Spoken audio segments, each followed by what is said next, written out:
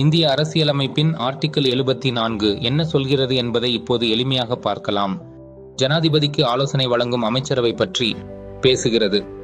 ஜனாதிபதி தனிப்பட்ட முடிவுகளை எடுக்க முடியாது. அவருக்கு அமைச்சர்களின் குழு கவுன்சில் ஆஃப் மினிஸ்டர்ஸ் உதவ வேண்டும். அவர்களுக்கு பிரதமர் பிரைம் மினிஸ்டர் தலைமை வகிப்பார்.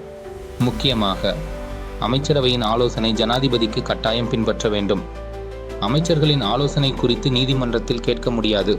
அதாவது ஜனாதிபதி மற்றும் அமைச்சர்கள் இடையிலான ஆலோசனை ரகசியமாக இருக்க வேண்டும். அதை நீதிமன்றத்தில் கேள்வி கேட்க முடியாது.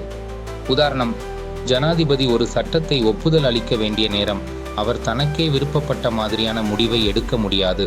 அமைச்சரவை கூறும் ஆலோசனைப்படிதான் செயல்பட வேண்டும். இறுதியாக ஆர்டிகிள் 74 என்பதன் மூலம் இந்தியா ஒரு ஜனாதிபதி மற்றும் அமைச்சரவை ஆட்சியுடைய நாடாக செயல்படுகிறது. அமைச்சரவை மற்றும் பிரதமர் கூறும் ஆலோசனையின்படி தான் செயல்பட வேண்டும். Like, comment, share and subscribe for other articles of Indian Constitution.